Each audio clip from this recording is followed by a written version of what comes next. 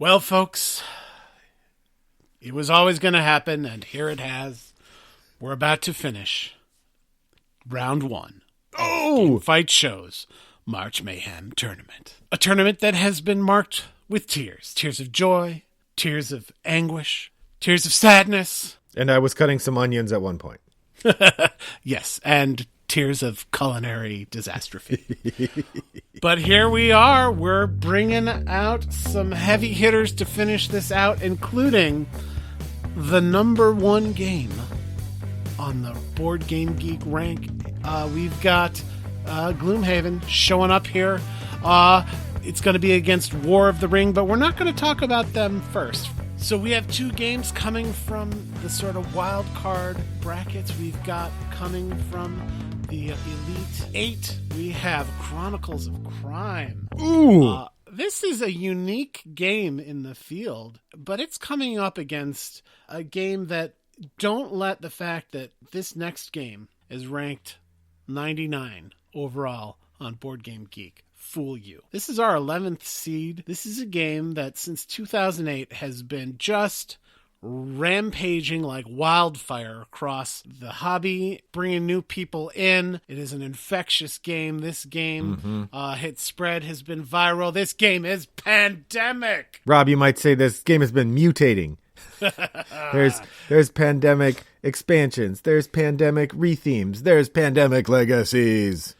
Matt Leacock did such a great job on this. It's not everyone's cup of tea, but if you try to say that this is in any way not a good game, if you try to tell me that this game does not belong on the bracket, I will look at you and say, nuh-uh. Because this game is where it belongs in the company of these other 31 titans. So it's coming up against Chronicles of Crime, which is a relative newcomer, 3 years old, came out in 2018. Where do you want to start? Do you want to start with Pandemic or do you want to start with Chronicles of Crime? Because I've got things to say about both of these games. I think we start with Pandemic, Rob. I would suggest it's the game to beat. It's been around a long time. It is a modern classic in every sense of the word. It is the kind of game that when people say, hey, I really liked playing Monopoly with my family, but I hear there's these new games. What should I try? People say Pandemic. They say, hey, I've been playing games with my family, but my kids start fighting with each other all the time because they get so competitive. What should I be playing? People say Pandemic.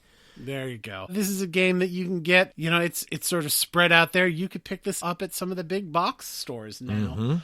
A couple days ago, last Friday, I do believe, we talked about 2017 Spirit Island. I questioned whether that would be out there without Pandemic, sort of forging a new path into the world of full co-op gaming. This is, we also have been talking about gateway games when we had Camel Cup come up earlier. This is, you're right, when you have people talking to you about what's next, this is a game you could go to. And the nice thing is, because there's no hidden betrayer, because there's so much public information, because this game is so butter smooth, you can go ahead and bring a new gamer in with this game and they're going to have a good time even if they lose, which, let's be honest, fair chance they're going to do that. No kidding. Rob, I would say though, this game does, as much as this game has broken ground for co-op games. There were co-op games before that. Reiner Knizia's Lord of the Rings in 2001, an early sojourn into that genre. But this game so strongly defines the things that we should expect. It also does suffer from what has come to be called in the design community the alpha gamer problem. Yeah, quarterbacking. Yep. It's not something that you can ignore in the co-op gaming space. It's something that you and I know have spent a fair amount of time talking about. And I'm going to part the curtain here and let people look behind the board game design curtain here. Our board game design. What? Look at how the sausage is being made. Peek at the sausage machine. Oh dear. And watch the sausage get made here in Rattlebox Games' own design lab. And I'm going to tell you that, trying to mitigate quarterbacking in a full co-op is something that you have to do. And this game, you're not wrong. If it's got a chink in its armor, if like Smaug, it has one bare spot on its breast, it's that the game doesn't really keep you from quarterbacking. And if you have someone who is sort of a dominating personality, they can sort of end up taking over the game, and you can end up basically watching one person play this game while 3 people sit and watch. I will say that, Leacock and the other designers who have tackled Pandemic in various forms have put in at various times rules like you get to hold your cards up instead of playing them on the table. So there are, the rules do create a little bit of room for preventing that sort of thing. But yeah, I mean, the big lesson I think that most designers and a lot of players have regarding quarterbacking is don't play with people who are going to quarterback or tell them to cut it out. Yeah, I mean, it's a classic response. There's also you think the best logical move is this thing? I may secretly agree with you, but I'm doing something else because you're being a jerk. Quarterbacking, if everyone agrees not to engage in it, then it's not a problem. But if someone just can't hold their tongue, there it is. Chronicles of Crime, not so much a problem there. Not so much a problem. This is another game that's a full co-op. So this is, I think, is this our only co-op v co-op on the whole bracket? It is. I think Chronicles of Crime is also our only one play game, by which I mean to say that there's content in Chronicles of Crime that the game doesn't really reward returning to. When you play Pandemic, each game, it's kind of the same, but it's a different puzzle. With Chronicles of Crime, you can't go back and reread that mystery novel. No, but I'll point out, just in case, when we're talking about Chronicles of Crime, it sounds intriguing to you. It doesn't have just one story. It's a story that unfolds.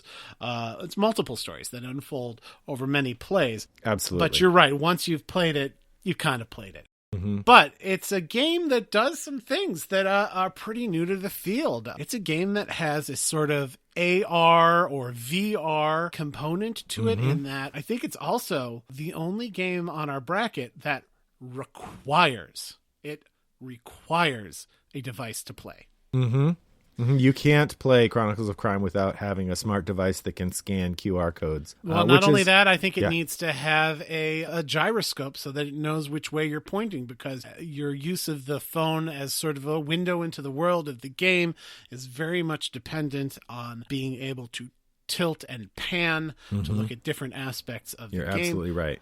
This is sort of it's a pretty groundbreaking here in the hobby, but I'm going to go ahead and say that in my personal collection, which you can just see a little bit of in the corner of the screen, Brendan, as we record this, there isn't a strong representation of games that require an app. It's something that I'm going to go ahead and say I kind of avoid. If it requires an app, I feel like I'm playing a video game. Brendan, did a video game sneak onto our charts here? Well, it's an interesting point, and I think that the community is a bit divided on it.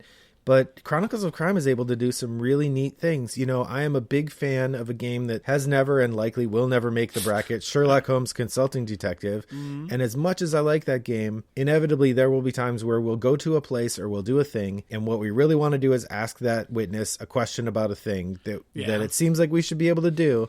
And we can't. In Chronicles of Crime, you can ask anybody about anything, and it will give you an answer. And it is really a remarkable system that only can work because of the digital implementation. And I don't want to buy a lot of board games that require me to also have electronics. But if the game is I want it to do it the way that Chronicles of Crime did. What do you think about sharing some of the experience that your family had around the play of this game? Yeah, absolutely. My son, as much as he does enjoy an occasional game, he is not the hardcore gamer that my daughter is, or even the willing gamer that my wife is. He will play a game on a rare occasion. But he came in while we were playing Chronicles of Crime. Fortunately, it was our first game of it. And he saw us using the phone to scan cards. And what's that? And he sat down with us and he played, gosh darn it, he played all the scenarios of the base game. I went and downloaded some of the optional scenarios that you can get for a modest price. You can add these scenarios into the app and it'll allow you to play more mysteries. We downloaded most of those that were available. And he played every single one of them with us because he just was really enjoying the digital interface, looking at the crime scenes and doing the card scanning and stuff. So, sometimes it's the bells and whistles that'll get new gamers in. It really paid off, and it tricked him because usually what would happen is he'd scan a card and then we'd have to read a long paragraph of stuff we learned, and he would read it. If I'm not mistaken, he was a little bit of a reluctant reader at that point in his sort of personal journey. And sure. This is a game that sort of snuck the pill in the peanut butter. It was a spoonful of sugar that got him reading. There are some lengthy passages that have to be read for this game to be played.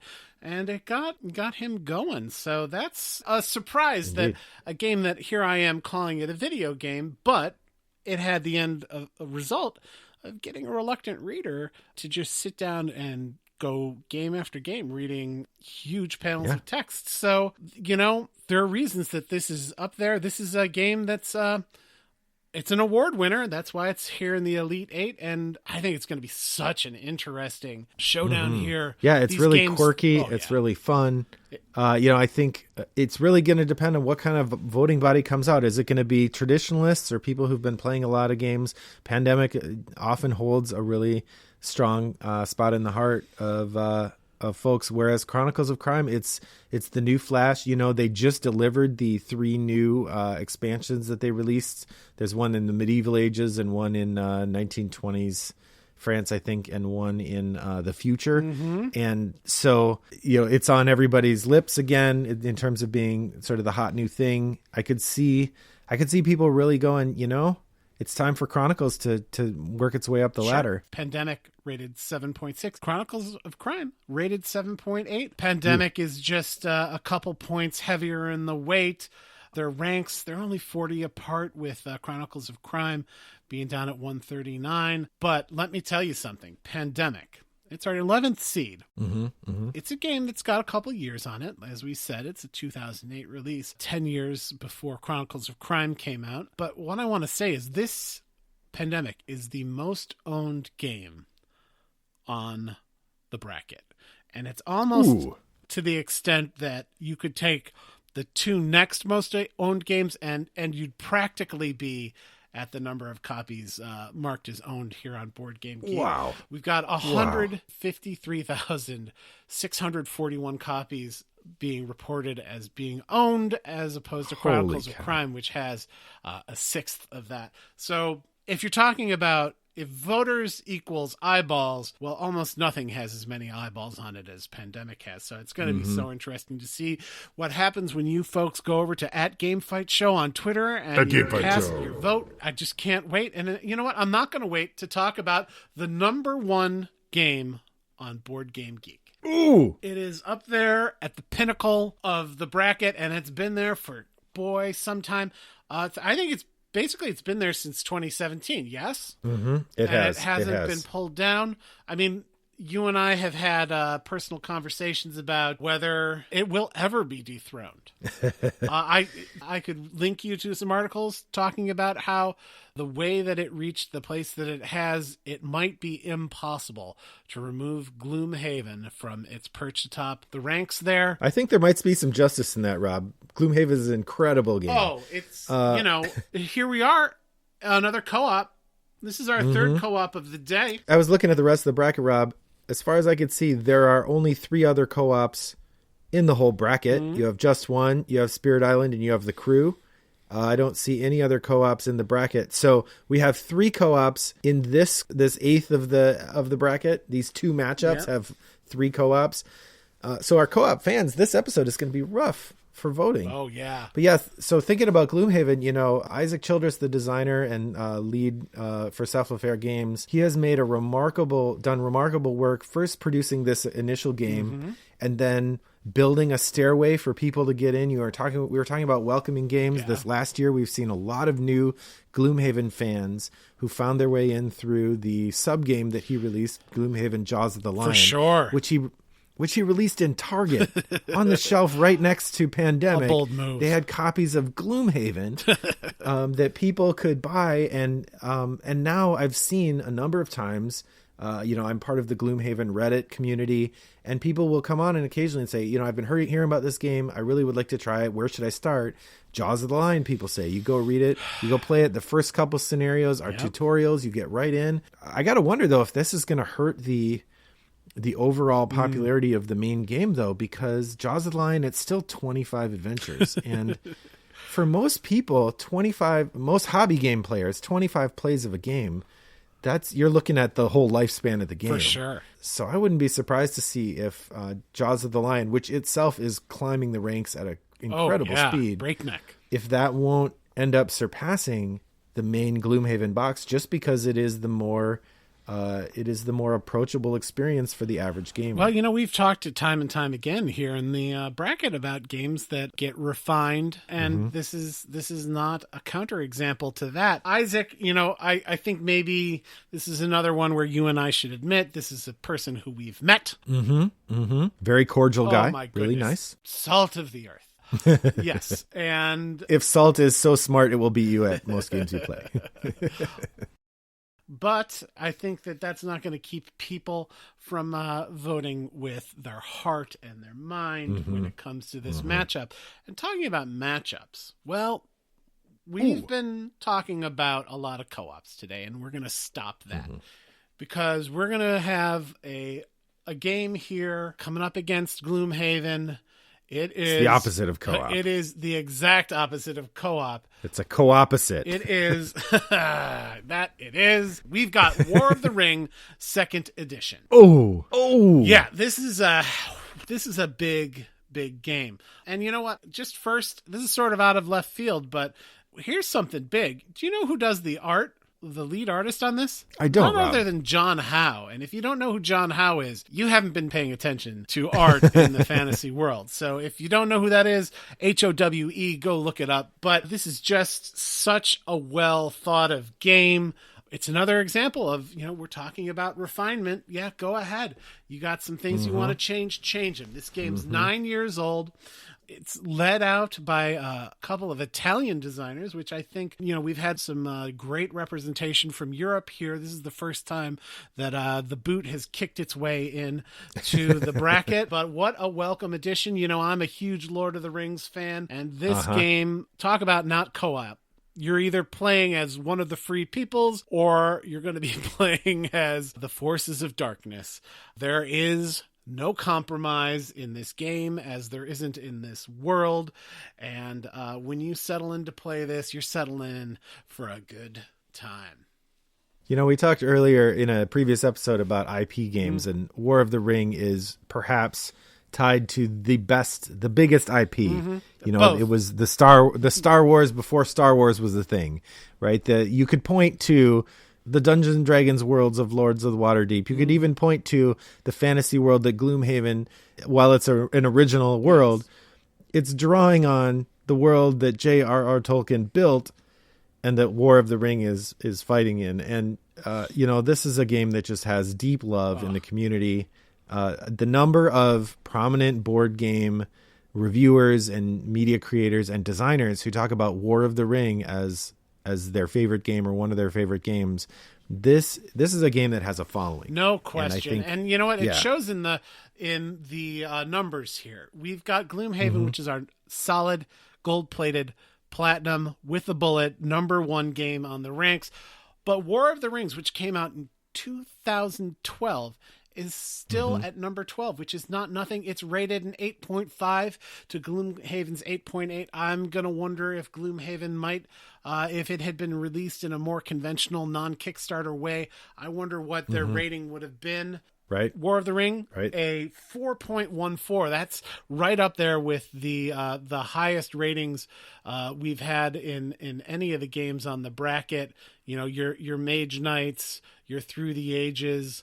And against a lighter, more approachable opponent, that might hurt it. Later on, we could see War of the Ring struggling because of its lack of approachability. But Gloomhaven is a 3.86 in weight.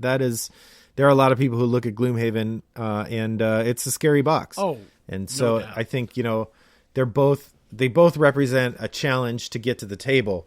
But when the holidays come around and you put some effort in and you make the best meal, the eating of it is so amazing. And I think that's what happens with both Gloomhaven and War of the Ring 2nd edition. It takes some work to get to the table, but once you get there, you are feasting. Well, yeah, no question. Gloomhaven, I was thinking about really this is such an exciting showdown here, because I think what you're looking for to decide this is the differences, because unlike some of these other games, I would say, it's not like your Terraforming Mars versus Camel Cup. It's easy to sort of see what you like about this game and what you like about that game. There's not a whole lot of overlap. You'll recall Through the Ages versus Just One, perhaps the biggest dichotomy in a matchup. Sure. Yeah, War of the Ring versus Gloomhaven. I think it's a finer cut. Well, so one of the things is, it's possible. I don't know. How many times have you had a game of Gloomhaven finish inside of an hour? There's one or two scenarios, exactly. But that's generally a bad. But happening. You can finish a game of that in 2 hours. War of the Ring. Yeah. It's claiming 150 to 180 minutes.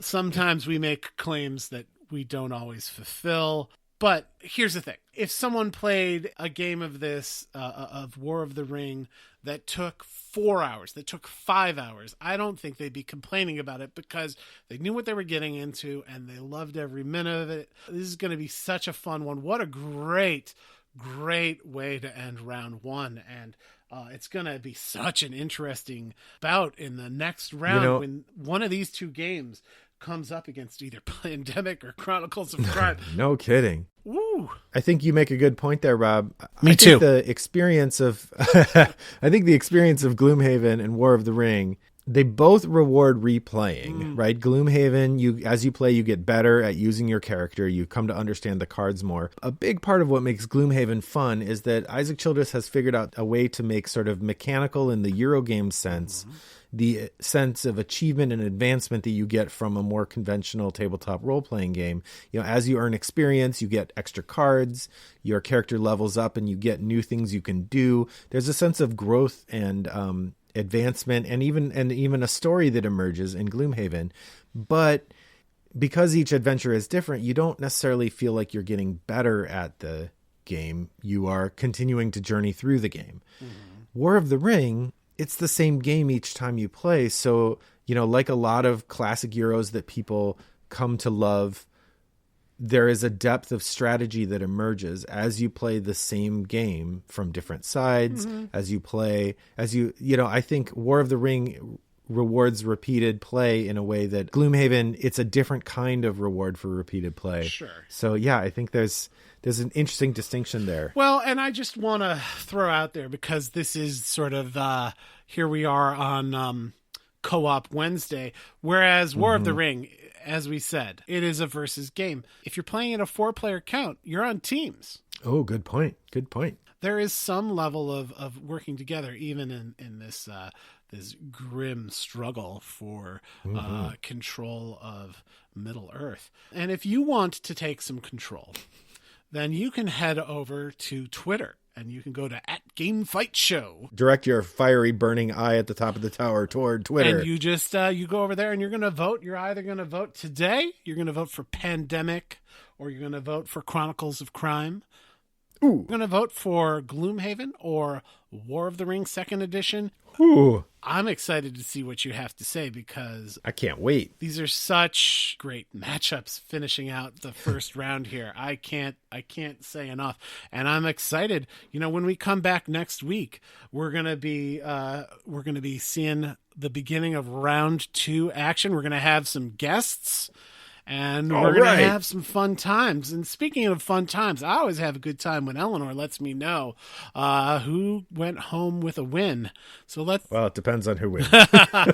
Well, that's true. But let's see what she's got to say today about the big matchups yesterday. That was Terraforming Mars versus Camel Up. And we had Viticulture going up against Lords of Waterdeep. Elanor? What's up, cool nerds? Here come your results. Round 1 is certainly going out kicking as the penultimate pair of punters faced off earlier this week. All of the scoundrels in Skullport will be thrilled with the news that Lords of Waterdeep beat Viticulture. Let's raise our glass to both of them. The results of Monday's second bout will be talked about for years to come, as tournament newcomer Camel Up defeated the winner of last year's whole tournament, Terraforming Mars, in what could only be called a stunning upset. What a shock. Back to you all. You know what? I'm going to be honest here. That's kind of what I expected to happen, but that doesn't mean I'm not a little sad to see anytime a game's knocked out in the first round. These are all games that could go I wish to you second. told me to expect that, because I have to go deal with my bookie now, because boy, did that... What a surprise. Sure, yeah. Well, we're full of surprises and we're full of fun, and we're going to have full hearts when you join us next time here as we finish out the third week, our third Friday, and we start out the second round. Boy, oh boy, we hope to see you there. Until then, this is Rob Huber with Brendan the Professor Riley. We're here with you for Game Fight shows, Game Fight Show. March Mayhem tournament. March Mayhem. And we're going to say, have a good one. See ya on Friday. Friday. Gotta have Mayhem on Friday.